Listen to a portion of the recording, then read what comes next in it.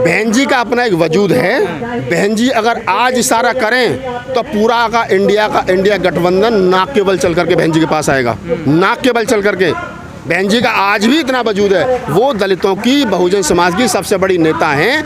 जो धर्म इंसान से इंसान को दूर करता हो, जो धर्म इंसान के साथ भेद करता हो, जो धर्म गैर बराबरी पर खड़ा हो, जो धर्म आदि आबादी महिलाओं के साथ भेदभाव करता हो, जो इंसान इंसान में भेद करता हो, ऐसे धर्म को, ऐसे धर्म ग्रंथों को बम से उड़ा देना चाहिए, आग लगा देनी चाहिए। बराबर अभी तो उसने कहा ना, स्टालिन ने और ए राजा ने, क्या ख़त्म कर देना चाहिए, बराबर बम से उड़ा देना चाहिए। और ये भाषा स्टालिन की नहीं है, ये भाषा ए राजा की नहीं है, ये भाषा राहुल नागपाल की नहीं है, ये भाषा पेरियार की है, ये भाषा डॉक्टर अम्बेडकर की है। जब बाबा साहब डॉक्टर अम्बेडकर ने मनुस्मृति जलाई थी और जब पत्रकारों ने उनसे पूछा कि डॉक्टर अम्बेडकर आपने मनुस्मृति जला दी, तो उस वक्त उस समय पर बाबा साहब डॉक्टर अम्बेडकर ने कहा था कि मैं उन तमाम धर्म ग्रंथों को बम से उड़ा दूंगा जो गैर बराबरी सिखाते हों। तो ये भाषा हमारी थोड़ी है यार, ये हमारे पुरखे की भाषा है। लोग कहते हैं मुकदमा, करो ना मुकदमा, हम पे थोड़ी करो, अम्बेडकर पे करो, तुम में हिम्मत हो तो। 22 प्रतिज्ञाओं पर राजेंद्र पाल में मुकदमा हो रहा था, हुआ नहीं हुआ ना, नहीं हुआ।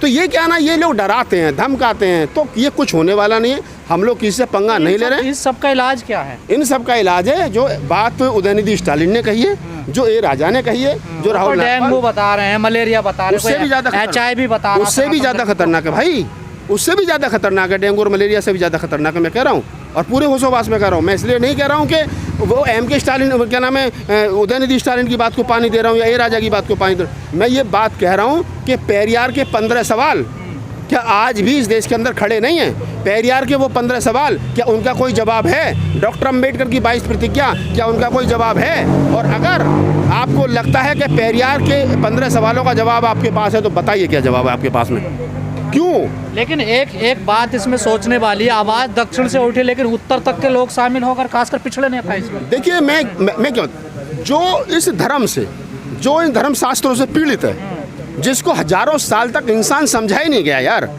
अब तुम उसी व्यवस्था को दोबारा लागू करने की बात कर रहे हो तो वो तो बोलेगा, उसे पता है कि अगर ये व्यवस्था लागू हो गई तो मैं तो वहाँ पहुँच जाऊँगा जहाँ से उठ करके आया था, मेरी पीढ़ियाँ तो वहाँ पहुँच जाएंगी। तो ये जो लोग हैं, मुट्ठी भर जो लोग हैं, ये जो उछलकूद मेंढक की तरह कर रहे हैं, ये सिर्फ इसलिए कर रहे हैं क्योंकि इनको इन संविधान से अगर नफरत है तो वो सिर्फ इसीलिए है क्योंकि वो गैर बराबरी की जो उनकी व्यवस्था है उसको दोबारा थोपना चाहते हैं। वो नहीं चाहते इस गांव में, देहात में गरीब का, शोषित का, पीड़ित का, चमार का, कुम्हार का, महार का जो बेटा है, जो बेटी है, वो पढ़ लिख करके आगे बढ़े और उसका क्या नाम है, वो आगे बढ़ करके इस देश के भविष्य में, इस देश के क्या नाम है, निर्माण में उसकी योगदान हो। नेता नहीं है तो इसलिए कह रहे कि दलित और मुसलमान नहीं है। अब ये जब वोट पड़ेगा तब पता चलेगा कि उसमें दलित और मुसलमान है या नहीं है। नेता होने से दलित और मुसलमानों की प्रतिनिधित्व बनता है या वोट जब वोट करता है, जब वोट कास्ट करता है तो तब बनता है। अगर मैं 2022 के चुनाव पर थोड़ा सा आपका ध्यान दूँ तो उत्तर प्रदेश के अंदर 2022 का जो चुनाव हुआ, उस चुनाव के अंदर बहुजन समाज पार्टी जो उत्तर प्रदेश की सबसे मजबूत पार्टी है, राजनीतिक पार्टी है, जिसने 4 बार मुख्यमंत्री बहन जी रही हैं, उनकी जो अपनी जाति का वोट था, चमार जाति का, जाटव जाति का, वो वोट उनको नहीं मिला। अब ये कहना कि वो अखिलेश को क्यों चला गया, गठबंधन को क्यों चला गया, या अभी घोसी उपचुनाव हुआ है, कल उसका रिजल्ट आया है, परसों आप देख लीजिए, बसपा ने खूब चिल्ला करके कहा कि ना वोट बीजेपी को देना, ना समाजवादी पार्टी को देना, नोटा पे डाल दो। बहन जी का आदेश था तो लोगों ने प्रचार किया, नोटा पे 500 वोट मिले और जो वहाँ पे बसपा सपा प्रत्याशी था वो लगभग 47,000 वोटों से जीता है। तो ये कह देना कि वोट हमारे कहने से ट्रांसफर हो रहा, वो समय गुजर गया। वोटर खुद डिसीजन ले रहा है। आज 10 साल का बच्चा कहता नहीं यार बहन जी ऐसा नहीं, गलत कर रही है। जिसका वोट नहीं है, जो राजनीति को नहीं समझ रहा है, वो कह रहा है कि जो है वो बहन जी ठीक नहीं है, निकलती नहीं है, ये नहीं करती, वो नहीं करती, वो बहन जी के राजनीति पर प्रश्न चिन्ह खड़ा कर रहा है। ये मैं नहीं कह रहा हूँ, आम आदमी कह रहा है। और आम वोटर अनूपशहर विधानसभा, बुलंदशहर विधानसभा, बुलंदशहर सदर विधानसभा पर, लोनी विधानसभा पर जाटवों के 1 लाख प्लस वोट हैं। जाटव के 70% वोट हुआ तो 70,000 पड़ा, प्रत्याशी को 20,000 25,000 मिला। बताइए कहाँ गया 45,000 वोट जाटव का। आपकी बात ठीक है कि वोटर अब अपने दिमाग से वोट कर रहा, लेकिन जब उसका प्रतिनिधित्व नहीं होगा, उसकी हिस्सेदारी नहीं होगी तो उसको मिलेगा क्या वोट कर? आप मुझे एक बात बताइए, वर्तमान में बीजेपी की सरकार चल रही है, वो संविधान बदलने की बात कर रही है, वो हिंदू राष्ट्र लाने की बात कर रही है, वो हमारा शोषण कर रही है, सरकारी कर्मचारियों की शियार खराब हो रही है, हमारी बहन बेटियों का बलात्कार हो रहा है। अरे कल क्या मिलेगा ये कल सोच लेंगे, फिलहाल तो इस बीजेपी की सरकार से मुक्ति मिले, फिलहाल तो ये सोचा जा रहा है। और जब कल को कोई आएगा तो उससे बैठ करके बात करेंगे ना। अगर आपको ये लगता है कि भाई हम लोगों को ये सोचना चाहिए कि जो सरकार बनने वाली है कांग्रेस के नेतृत्व में या इंडिया के जो गठबंधन बना है उसमें, तो उसमें हमें क्या मिलेगा, तो उसमें पहले आप जाकर के मांगो तो सही, उनसे कहो तो सही। अब आपको चुनाव भी अकेले लड़ना है, अकेले चलोगे नीति पे भी चलना है, गाली भी सबको देनी है, सबको बेईमान भी बनाना है, भ्रष्ट भी बताना है। वो तो कह रहे हैं हमें जरूरत नहीं है तुम्हारी। अरे मैं कह रहा हूँ तुम्हें, उनको जरूरत नहीं है, उनको पता वोट अपने आप ही आ जाएगी, ना भी आएंगी तो। लेकिन जब तुमने पहले दिन से ही रागलाप रखा कि हम तो अकेले लड़ेंगे, हम तो अकेले चलेंगे, और ये आप कह रहे हो कि जरूरत नहीं है। मेरे पास तो ये भी रिपोर्ट है कि कांग्रेस ने 20 बार से क्या नाम संपर्क करने की कोशिश की है।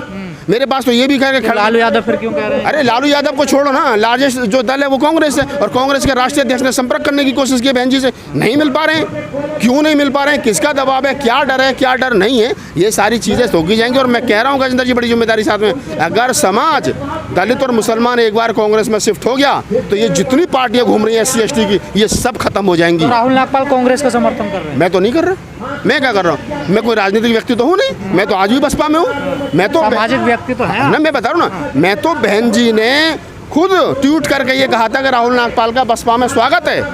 बहन जी ने ट्वीट करके मुझे पार्टी में शामिल किया था, बहन जी के साथ फोटो है मेरी, तो बहन जी ने मुझे पार्टी से निकाला तो हुई, तो मैं तो बसपा का हूँ। और जो आदमी मेरे घर में आग लगेगी तो मैं नहीं बोलूँगा तो कौन बोलेगा भाई।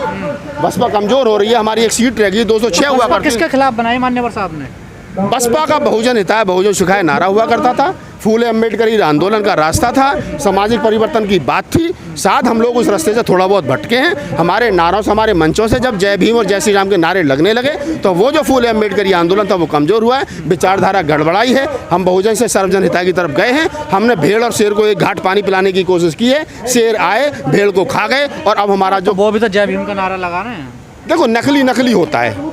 आप मोदी जी नहीं, आप मुझे बताइए, मोदी जी ने पंच तीर्थ स्थान बना दिया बाबा साहब डॉक्टर अम्बेडकर के।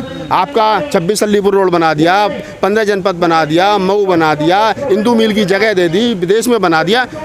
डॉक्टर अम्बेडकर का इतना कर दिया सब, बाबा साहब ने हजारों करोड़ रुपए लगा दिए मोदी जी ने। और बाबा साहब डॉक्टर अम्बेडकर के नाम पर उन्होंने क्या नाम है 125वीं जयंती पार्लियामेंट में बनवा दी, संविधान, और कह दिया कि हर ऑफिस में बाबा साहब की जयंती मनाई जाएगी। हमारे लोग तो अब भी कहते हैं कि तो नकली अम्बेडकर। आप चाहते हैं कि मायावती का भी हाल वही हो जो चंद्रशेखर का हुआ 2022 में, जो अखिलेश के सामने भी। बहन जी का अपना एक वजूद है।